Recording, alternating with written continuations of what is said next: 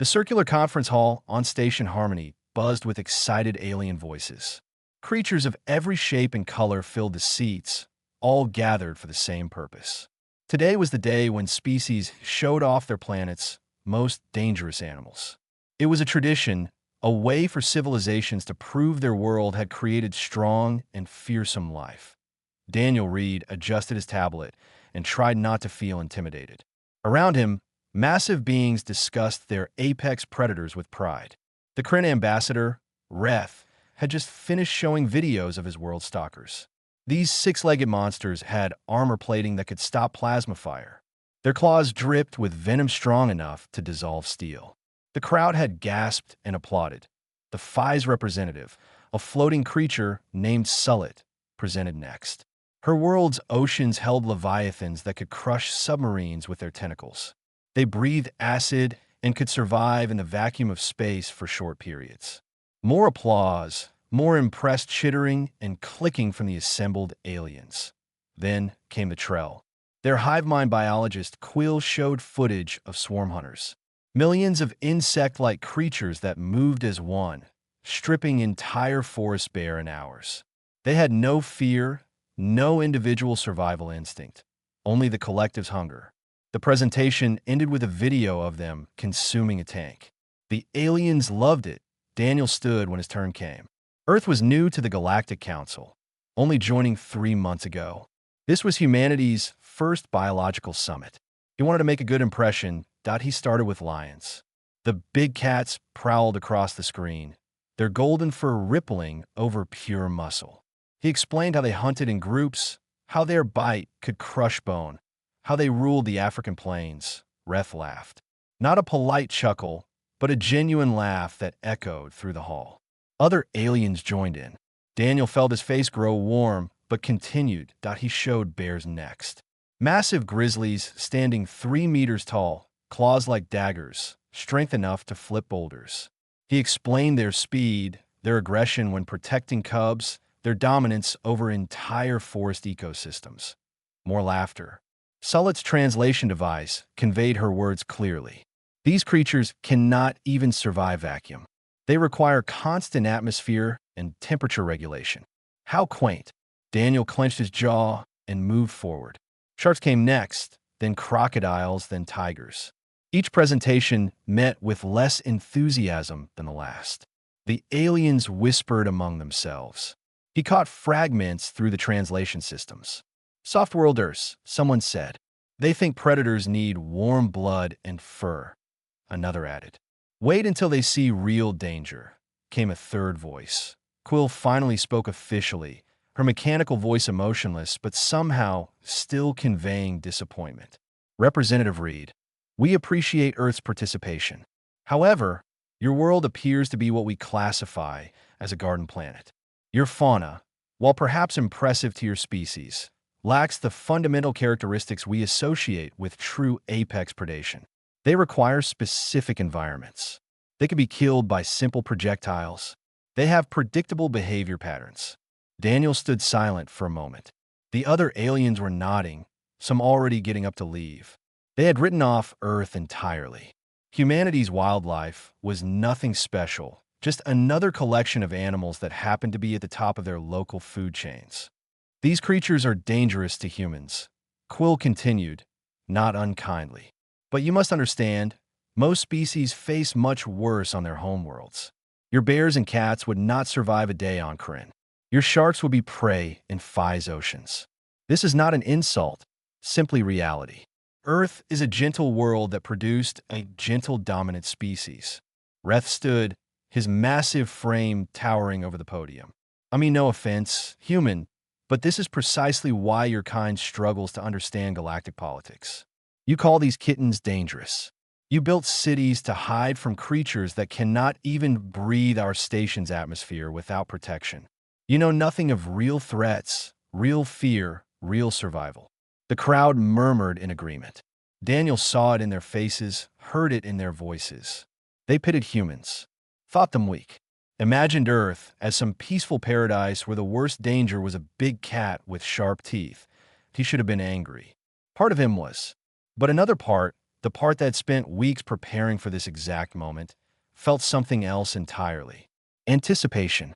You're right, Daniel said quietly. The room fell silent. Lions and bears and sharks are dangerous to humans, but they're not what taught us about fear. Reth's mandibles clicked in amusement. Oh, and what did teach you, soft-worlder? Rabbits? Birds? Please, enlighten us. Daniel smiled. It was not a friendly expression. Actually, I'd like to propose a demonstration. Since you find our wildlife so unimpressive, perhaps you'd be interested in seeing what we consider truly dangerous. Not the biggest predators, not the obvious ones, but the creatures that taught humanity an important lesson. Quill tilted her head, compound eyes glittering with curiosity. What lesson? That size doesn't matter. That armor doesn't matter. That even venom and strength and numbers don't matter when you face something with one specific trait. Daniel pulled up a new file on his tablet. Something that simply refuses to lose. Reth laughed again. Are you proposing a contest, human? You want one of your dangerous creatures to face real predators. I'm proposing an education, Daniel replied. But if you want to call it a contest, sure. Bring one of your stalkers. Medium-sized, nothing too extreme. Put in your observation arena. Then let me show you what Earth really created. The aliens exchanged glances. This was unusual. Humans were supposed to be cautious, diplomatic, careful. This human was challenging them directly. What are the terms? Sullet asked. Simple. You watch the whole thing. No interference. No stopping it early. You see exactly what happens when your apex predator meets something from Earth. Something small. Something you'd probably laugh at. Daniel met Reth's eyes. Something that represents why humans don't fear the way you think we should. Reth's mandibles spread wide in his species' version of a grin. Agreed. This should be entertaining. We will see how quickly your creature realizes it cannot win. Daniel said nothing. He just sent the requisition form for the specific animal he needed. In 3 days, it would arrive. In 3 days, the Galactic Council would learn something new about Earth. In 3 days, they would meet a honey badger, and then they would understand. 3 days felt like 3 years. Word had spread across Station Harmony about the human challenge. Aliens from every corner of the station found excuses to visit the biological research wing. They wanted to see this supposed demonstration, wanted to watch another example of human overconfidence get crushed by reality. Daniel spent those days reviewing footage. Not of honey badgers, though he had watched plenty of that. No, he studied the faces of the council members. He learned their expressions, their body language, their tells. He needed to understand exactly when their certainty would crack. The recreation dome had been transformed into an impromptu arena. The biological observation chamber sat in the center, a transparent enclosure about 20 meters across. Seats had been arranged in a circle around it. Every spot was filled. Species that normally avoided each other sat side by side, united in their anticipation of human embarrassment. Reth arrived with his stalker in a reinforced transport cage. The creature inside was impressive by any measure. 2 meters long, not counting the tail. 6 legs that ended in curved claws. Chitinous armor covered its back and sides in overlapping plates. Its mandibles clicked constantly, searching for prey. Black eyes, cold and efficient, tracked movement with predatory focus. This is a juvenile, Reth announced proudly. Only 3 years old. On my world, it would still be learning to hunt. But it has already killed 2 of our domesticated herd animals. For your creature's sake, I hope you have medical facilities ready. Sullet floated nearby, her tentacles gesturing expressively. We have contacted Earth's wildlife authorities. They assured us they could retrieve the creature after the demonstration. They seemed concerned about its welfare. How touching. Quill approached Daniel directly. Her insectoid features were difficult to read, but her voice carried what might have been genuine curiosity. I have researched your world's fauna extensively since our last meeting. I cannot determine what creature you might present that would survive even 30 seconds against a crinstalker. Your largest bears would struggle. Your great cats would be evenly matched at best. What have you brought? Daniel checked his tablet. Transport just docked. They're bringing it down now. It requires an entire transport ship. Reth sounded pleased. Perhaps you have something impressive after all. The transport was for safety protocols, Daniel replied. The creature itself doesn't take up much space. That got their attention. Murmurs rippled through the crowd. A small creature? The human was sending something small against the stalker? The laughter started again. Quieter, but no less certain. Two human handlers entered the dome, carrying a container. It was barely a meter long, made of reinforced polymer with breathing holes along the sides. They set it down near the entrance to the observation chamber and stepped back quickly. Daniel noticed how they kept their distance, how they moved with careful respect. The aliens noticed too, but misunderstood. They thought the humans were being cautious about the stalker, preparing for when their pet inevitably panicked. Before we begin, Daniel said, raising his voice to address the assembled crowd, I want to make something clear. What you're about to see is not about size. It's not about armor or venom or any physical advantage.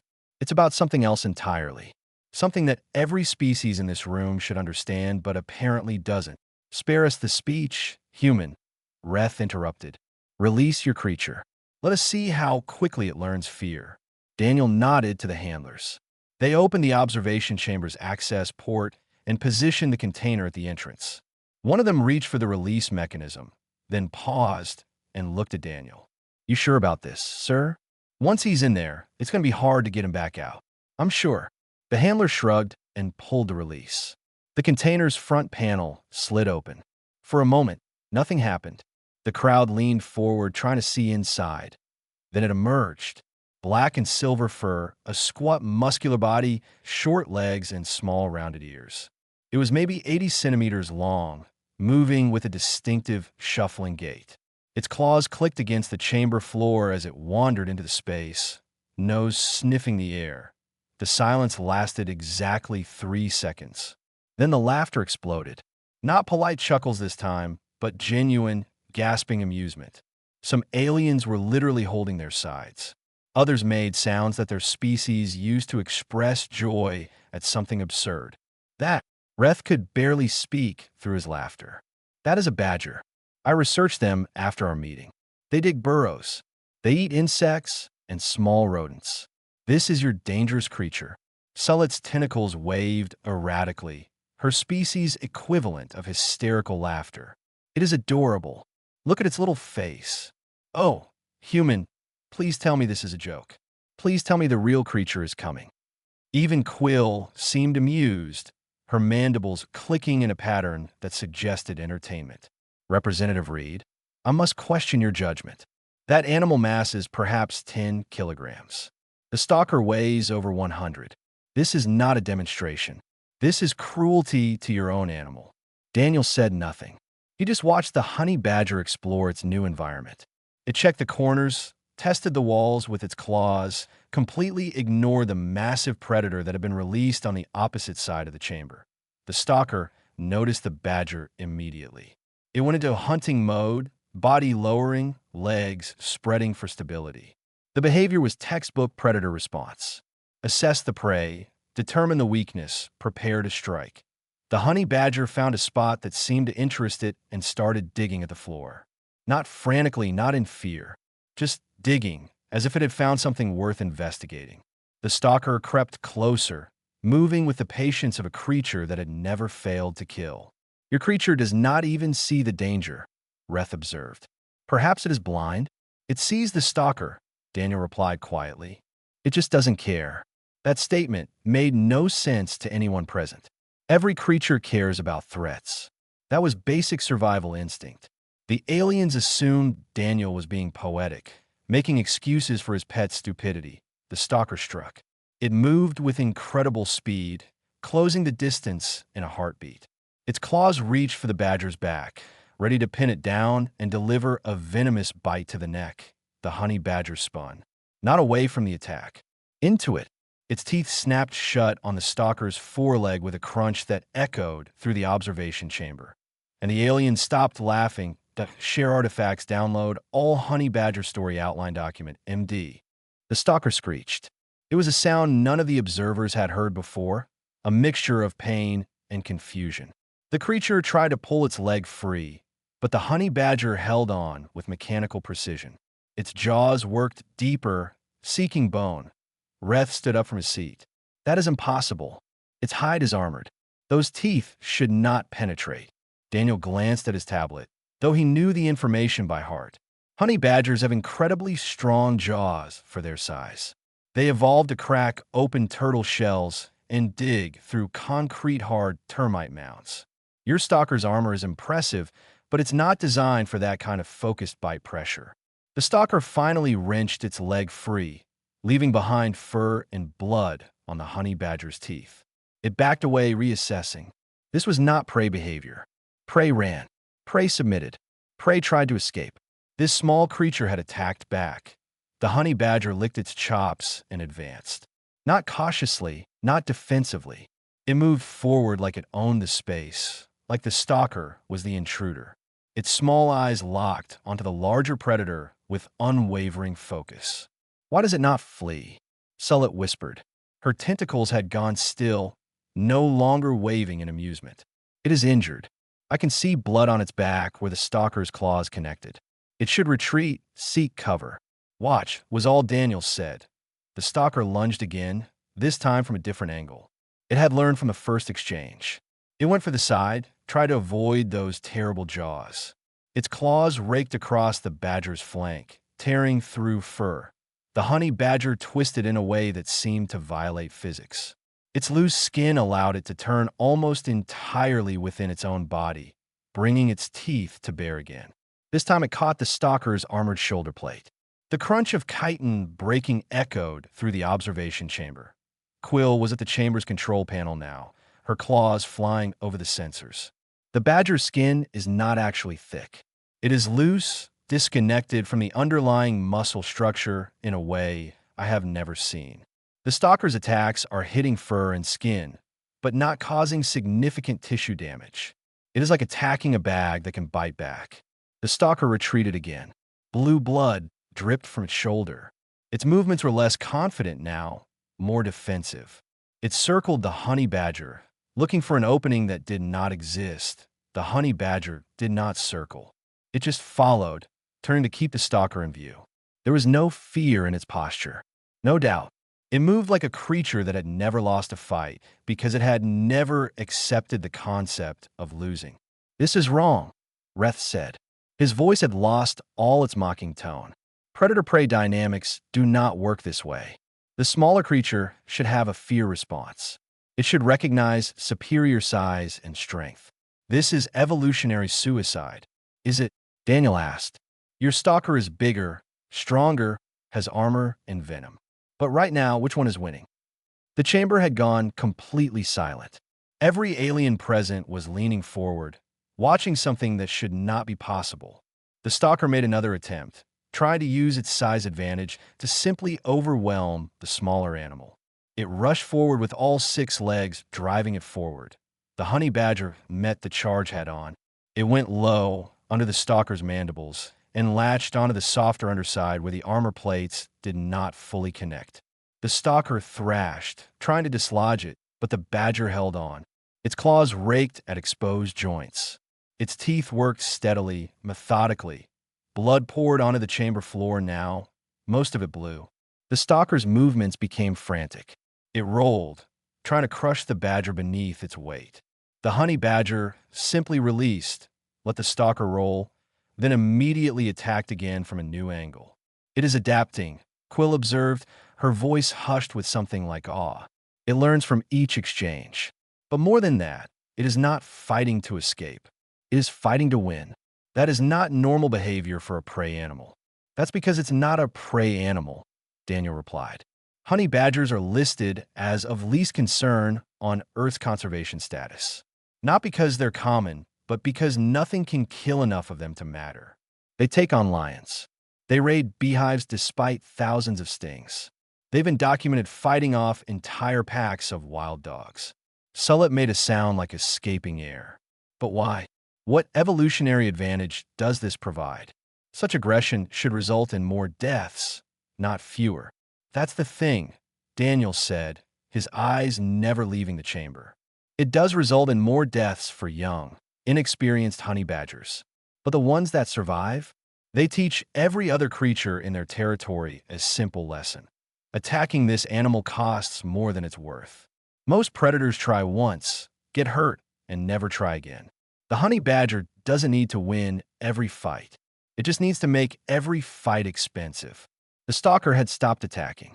It stood at the far side of the chamber, bleeding from multiple wounds, its once proud posture reduced to defensive wariness. The honey badger sat in the center of the space, licking its paws clean. It had some scratches, some torn fur, but nothing serious. Reth's voice was quiet. If I did not know better, I would say the stalker is afraid. You do know better, Daniel corrected gently. The stalker is doing exactly what any intelligent predator does. It's calculating whether the meal is worth the injury. And right now, that math doesn't work out. The honey badger finished cleaning itself and looked around the chamber as if searching for something new to investigate. It completely ignored the stalker now, dismissed as no longer interesting. That casual disregard was somehow more unsettling than the violence had been. I would like to stop the demonstration now, Reth said. My stalker has learned enough, and I fear what might happen if we continue. Daniel nodded and signaled the handlers. Getting the honey badger back into its container took 20 minutes and 3 handlers working together with specialized equipment. The creature did not want to leave. It fought the retrieval as aggressively as it had fought the stalker. The stalker, by contrast, practically ran into its transport cage the moment the door opened. Nobody was laughing anymore. The medical bay was quiet except for the hum of diagnostic equipment. Reth sat beside the recovery tank, where his stalker floated in healing gel. The creature would survive, but its confidence was shattered. It flinched at every movement outside the tank, a behavior unheard of in its species. Daniel found him there 2 hours after the demonstration. The Kryn ambassador did not turn when the human entered, just kept watching his wounded predator with what might have been shame. Your animal will recover fully, Daniel said, checking the medical readout. The wounds are superficial. No permanent damage. The physical wounds, perhaps. Reth's voice was flat. But something else is broken.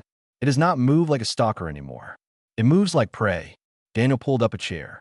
That's what happens when you meet something that refuses to acknowledge your threat. It changes how you see yourself. This should not be possible. Reth finally turned to face him.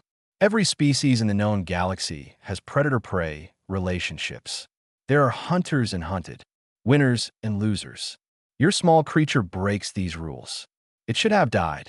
Instead, it made my stalker afraid of something 1/10 its size. The honey badger didn't break the rules. It just plays a different game. Daniel pulled up his tablet and began showing videos. Look, here's one raiding a beehive. It gets stung hundreds of times. Some stings are on its face and its mouth. It doesn't stop. It just takes what it wants and leaves. Reth watched in silence as the video played. The honey badger in the footage was covered in angry bees, its face swollen from stings.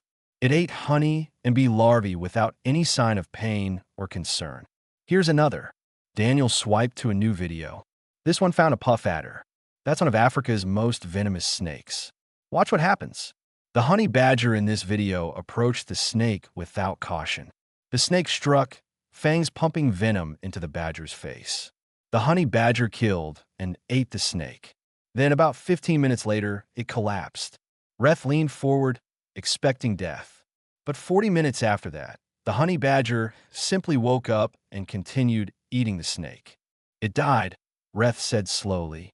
I saw it stop breathing. The venom knocked it out, Daniel explained. Enough to kill most animals. But honey badgers have some resistance to venom.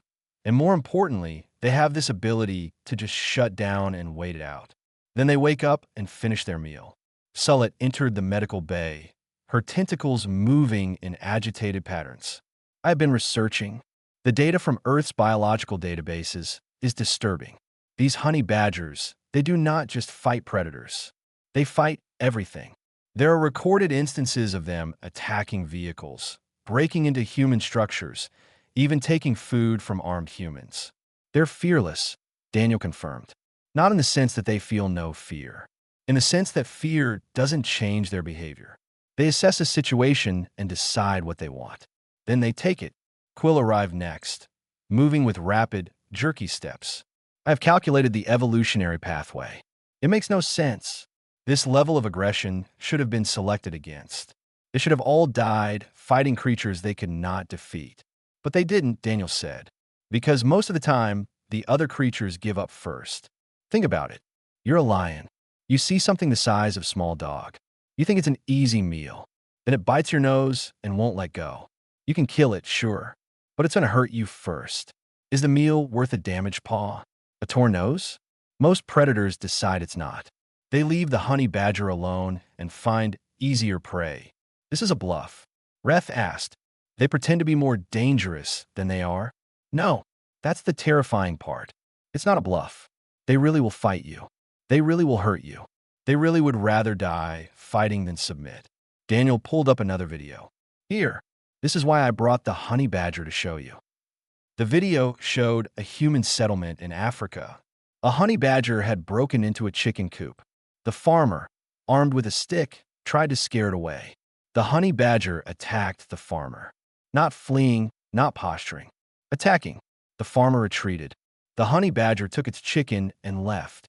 That farmer had a weapon, Sullet observed. He had size advantage. He had the high ground. Why did he retreat? Because he's smart, Daniel replied. He knows that winning isn't worth what it costs. The honey badger doesn't care about winning.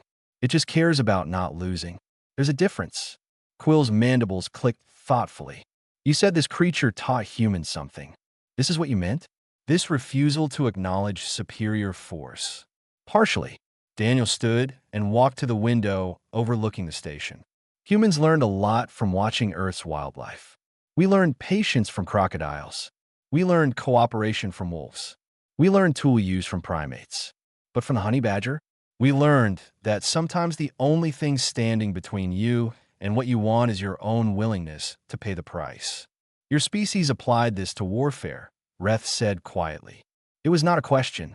Among other things, humans have fought wars we should have lost, crossed territories we should have died in, survived conditions that should have killed us. Not because we were stronger or smarter than our enemies, because we refused to accept that we could lose. Daniel turned back to face them. Every human child grows up hearing stories about the impossible, about people who succeeded because they didn't know they should fail. The honey badger is just one example, but it's a good one. Sullet's tentacles had gone very still. This is why you challenged us. Not to prove your wildlife is strong. To prove your mindset is different. I challenged you because you called us soft-worlders. Because you thought coming from a gentle planet made us gentle. Daniel's smile had no humor in it. Earth is only gentle if you're strong enough to survive it. And the things that survived alongside humans taught us lessons the rest of the galaxy hasn't learned yet. What lessons? Quill asked. That size doesn't matter. That fear is optional. That surrender is a choice you can refuse to make. Daniel headed for the door, then paused. And most importantly, that sometimes the most dangerous creature in a room is the one that everyone underestimated. He left them there, 3 representatives of proud warrior species, thinking about a small black and silver animal that had changed everything they thought they knew about Earth. News traveled fast in the Galactic Council. Within a week, every species with access to the communication networks had seen footage of the demonstration. The honey badger became an instant subject of debate, analysis, and more than a little nervous humor. Daniel found himself invited to give a formal presentation. Not about Earth's wildlife this time, but about human psychology and how it related to their evolutionary environment. The same council chamber that had mocked him now sat in attentive silence as he began with a question. How many of you have ever given up on something because the cost was too high? Every appendage, tentacle, and limb in the room rose. It was universal. Every species understood cost-benefit analysis. Every species knew when to cut losses and retreat. Humans understand that too, Daniel continued. We're not stupid. We know when something costs more than it's worth. But we have this other thing, this trait we learned from watching creatures like the honey badger. We can choose to ignore the cost. We can decide that some things are worth any price. He pulled up a historical database. Let me show you what I mean. This is the Antarctic. Temperature regularly drops to -60 degrees. Winds exceed 200 kilometers per hour. Nothing should live there. The screen showed a frozen wasteland of ice and howling wind. Humans went there anyway.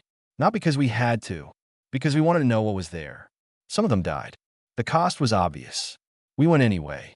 He cycled through images of early Antarctic explorers. This man, his feet froze. He kept walking.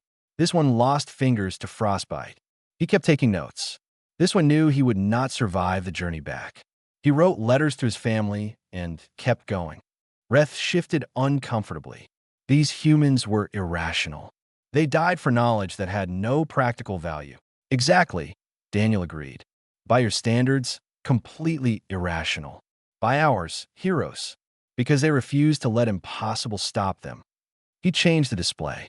Here's another example. Space travel. Do you know how many humans died trying to leave Earth's atmosphere? Your early spacecraft were primitive, Quill observed. The risk was enormous. Yes, we knew that. We watched people burn up on reentry. We saw rockets explode on launch pads. We calculated the odds, and they were terrible. Daniel's voice grew quiet. We went anyway, because the honey badger doesn't ask if the beehive is too dangerous. It just asks if there's honey inside. Sullet's tentacles rippled with what might have been understanding. You're saying your species collectively has this trait. This refusal to acknowledge when you should stop. Not just as a species, as individuals. Daniel pulled up more data. Let me tell you about human endurance hunting. Before we had weapons that could kill from a distance, we hunted by just following prey until it collapsed from exhaustion. An antelope can run faster than a human. Much faster, but it has to stop to cool down. Humans don't. We can run for days. We would follow an antelope for 8, 10, 12 hours. The animal would run until its body overheated and it collapsed. Then we would walk up and kill it. That is horrifying, Reth said. That's evolution, Daniel corrected. We didn't win by being faster. We won by refusing to stop. The prey animal's body would force it to quit. The human just kept going. He showed footage of modern persistence hunters, humans jogging across African plains with the same steady, relentless pace their ancestors used. Some tribes still hunt this way. They say you don't chase the animal. You just stay with it until it understands it's already dead. The room had gone very quiet. Daniel continued. We do this with everything. We break our bodies lifting weights because we want to be stronger. We run until we vomit because we want to be faster. We put ourselves through years of difficult study because we want to know more. We climb mountains that kill people because they're there. We dive to ocean depths that should crush us. We've built machines that let us do all of this and more. But why? Quill's voice carried genuine confusion. What is the evolutionary advantage of ignoring your body's survival signals? Because sometimes survival isn't enough. Sometimes you need to win. Daniel pulled up his final set of images. Let me show you human warfare, not the technology. The mindset. He showed battles where humans were outnumbered 10-1 and fought anyway. Sieges where cities held out against impossible odds. Last stands where soldiers refused to retreat even when death was certain. Escape attempts from prisoner camps that had no chance of success but happened anyway. This is called fighting spirit in human terms, Daniel explained. It's the gap between when you should surrender and when you actually do. For most species, that gap is small. For humans, it can be infinite. He paused. There's a saying among humans. We tell it to our children. We put in our stories. We repeat it until it becomes part of how we think. What saying? Sullet asked. Never give up. Never surrender. Daniel let those words hang in the air. 3 words. Simple, but they represent a fundamental rejection of the idea that anything is impossible. The honey badger doesn't know how to quit. Neither do we. Reth stood. You are telling us that humanity is an entire species of honey badgers? Creatures that will fight regardless of odds, regardless of cost, regardless of sense. No, Daniel said carefully. We're worse than honey badgers. Because we can plan, we can build tools, we can work together. The honey badger fights alone with what nature gave it. Humans fight in groups with whatever we can invent. He smiled.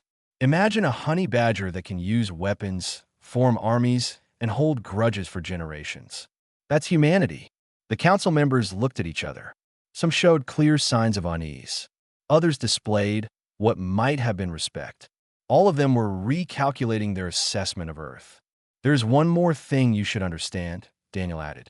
Everything I've told you about human persistence and refusal to quit, it applies to making friends too. Once humans decide they care about something or someone, we're just as stubborn about protecting it. We don't abandon allies. We don't leave people behind. We will fight for others with the same crazy determination we fight for ourselves. Is that a threat? Reth asked quietly. It's a promise, Dana replied. Humans make terrible enemies because we don't know when to stop. But we make incredible friends for exactly the same reason. He gathered his materials. The galaxy called us soft-worlders, called our planet gentle. You weren't wrong about Earth being easier than your worlds, but you missed what that really means. We learned to be relentless in a gentle environment. Imagine what we're capable of now that we're out here in the hard galaxy. He left them with that thought, walking out of a council chamber that had entered the meeting certain of humanity's weakness and left questioning everything they thought they knew about strength. 6 months after the demonstration, the Galactic Council looked very different. Not in structure or membership, but in how they treated Earth's representatives. The casual dismissal was gone, replaced by something closer to cautious respect. Daniel sat in his quarters reviewing the latest diplomatic developments when Quill requested entry. He had gotten better at reading her body language. Right now, she was agitated about something. We have a problem, she said without preamble. The Brintax Consortium has refused to honor the trade agreement with Earth. They claim your species cannot be trusted to maintain stable economic relationships. Daniel sighed. The Brintax were a species that valued predictability above all else. They've been nervous about humans from the start. What's their specific concern? They say humans are too volatile, too unpredictable.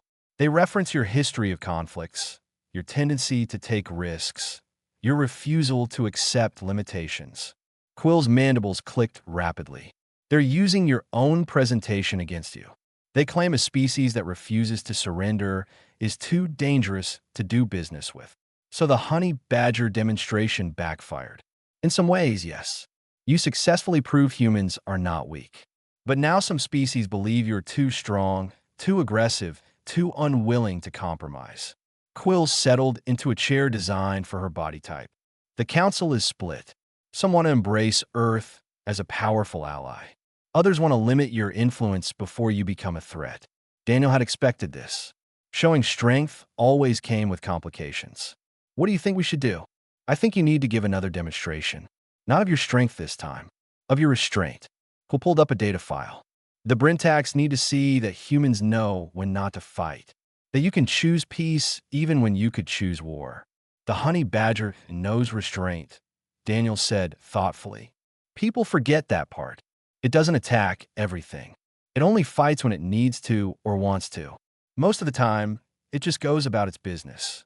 Can you prove that about humans? Daniel thought for a moment, then smiled. Actually, yes. Let me show you something. 2 weeks later, the council gathered again. This time, the chamber had been reconfigured. Instead of the observation arena, there was a simple display screen and a few chairs arranged in a semicircle. The Brintax representative, a crystalline being named Hector, sat stiffly in the front row. We have agreed to hear your presentation, human. But I warn you, we will not be swayed by more displays of aggression. That's good, Daniel replied, because that's not what I'm here to show you. He activated the display. 6 months ago, I showed you a honey badger fighting. Today, I want to show you a honey badger not fighting. The screen showed a honey badger in the wild, foraging for food. A group of lions approached. The badger stopped, assessed the situation, then calmly moved away. No fight. No confrontation. It simply left. The honey badger chose not to engage, Daniel narrated. It could have fought. It had the capability. But it recognized that the lions weren't threatening its food or territory. They were just passing through. So it let them pass. He showed another video. A honey badger encountering a much larger animal near a water source. Again, the badger evaluated the situation and chose to wait rather than fight. It drank later, after the other animal left. The lesson people miss about honey badgers is that they're not mindlessly aggressive. They're selectively aggressive. They fight when fighting achieves something. When it doesn't, they do something else. Daniel pulled up historical human data. Let me show you how humans apply this. He displayed records of wars that ended in negotiated peace, conflicts that were resolved through diplomacy, situations where humans had the power to destroy but chose not to, the bombing campaigns that deliberately avoided civilian targets, the nuclear weapons built but never used, the enemies that became allies after wars ended. Humans have had the capability to destroy our own planet for over 80 years, Daniel explained. We've built enough weapons to kill every human being dozens of times over. We've pointed these weapons at each other. We've come within minutes of using them. He paused. We didn't. Not because we couldn't. Because we chose not to. Hector's crystalline structure shifted colors, a sign of thoughtful consideration. You're saying that human aggression is controlled, that you can fight but choose not to. I'm saying that the same trait that makes humans refuse to surrender also makes us very careful about when we fight. Because we know once we start, we won't stop until we win or die. That's a serious commitment. We don't make it lightly. Daniel showed more data. Every human war in our history has had people arguing against it. Every military action has had opposition. We debate, we discuss, we explore every alternative. Not because we're afraid of fighting, because we know how good we are at it. Ref, who had been quiet until now, spoke up. The honey badger that fought my stalker could have killed it. I have reviewed the footage multiple times. There were moments when the vital areas were exposed. Your creature chose not to deliver fatal strikes. Because it didn't need to, Daniel confirmed. The badger's goal was to make the stalker leave it alone.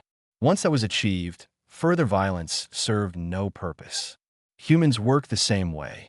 We fight to achieve objectives, not just to fight. Sullet's tentacles gestured thoughtfully. So when you say humans never surrender, you mean you never abandon your goals. But the goals themselves can include peace. Exactly. Humans can be just as stubborn about maintaining peace as we are about winning wars. We've built entire organizations dedicated to preventing conflict. We've spent fortunes on diplomacy. We've forgiven enemies and rebuilt destroyed nations. Daniel looked directly at Hector. The Brintax Consortium thinks humans are too aggressive to be stable partners. But our history shows something else. We're aggressive about everything we commit to, including partnerships. He pulled up Earth's brief history with the Galactic Council.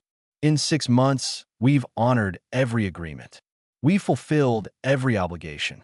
We've followed every protocol, not because we're weak or controlled, but because we committed to being good partners. And humans don't break commitments. Hector's colors shifted through several patterns. Finally, he spoke. You're saying that human stubbornness works both ways. You will not surrender in war, but you also will not abandon in peace. That's exactly what I'm saying. The honey badger taught us to never give up. That applies to enemies and friends alike. Daniel smiled. Once humans decide you're an ally, we're your ally forever. We'll defend you with the same crazy determination we defend ourselves. We'll honor agreements even when they're inconvenient. We'll stand by partners even when it's costly. Because you refuse to quit, Quill said softly. Because we refuse to quit, Daniel agreed. The galaxy sees that as a threat. I'm trying to help you see it as an opportunity. Humans make enemies who never forgive and allies who never leave. The question isn't whether we're dangerous. The question is which one you want us to be. The council chamber was silent for a long moment. Finally, Hector stood. I will recommend to the consortium that we honor the trade agreement.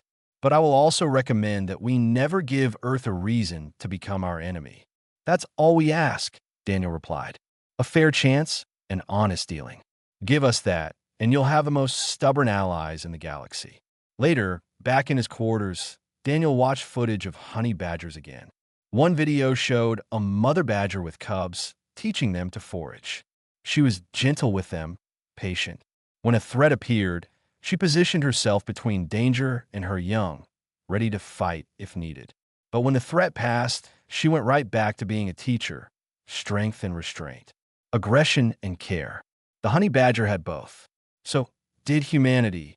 The galaxy was learning that now. Some species would become friends, seeing opportunity in human determination. Others would become enemies, seeing only threat. But all of them would learn the same lesson.